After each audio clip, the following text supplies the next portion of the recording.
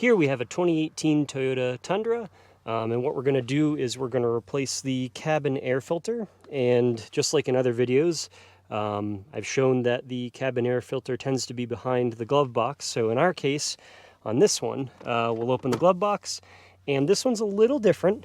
We actually have some stuff in place. We don't swing the glove box door down, but there's a little tray here for your manual and everything, and well, mine already appears to be broken because, you know, they're little plastic tabs. But anyways, this just pulls up and out.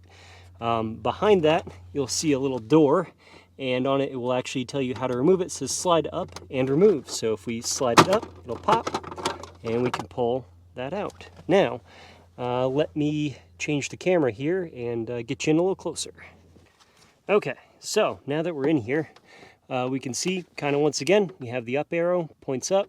We have the tabs that open either side. This looks like on either side, so we'll just kind of press it in there, and that should release the door, which it does. And once again, we have our filter, arrows pointing up. Probably actually hard to see. It looks like it washes it out a little bit with the flashlight. Sorry about that. But yeah, you can see up arrow points up. Shows the same orientation as on the air filter. Shows the same orientation as on the air filter door. And then we have the air filter itself. Part number is 87139-1ZZ82. So what we'll do is, once again, we'll slowly slide the old one out just to make sure there isn't any trash on it to fall down inside where our fan is. And this one isn't nearly as bad, but it's definitely time to do.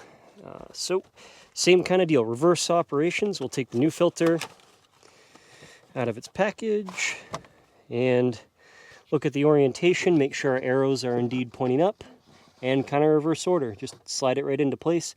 If there's any question on any of these, if you get this far to look, your air filter will have the part number on it. You can go to a dealership and pick that up. You can certainly go to any parts store and pick it up as well. I would just get a good quality one. You don't have to get the OEM. I just find it easier to go there and get it. And then I'm running the genuine Toyota parts. So reverse order, make sure the door is back on, just presses into place. And then we can put our little cover back in. So same kind of deal, goes up in, and then presses down to lock into place. And then same thing with the little manual tray, which if I put in the correct direction, we'd be good to go, right? Thought I did. Oh, there we go.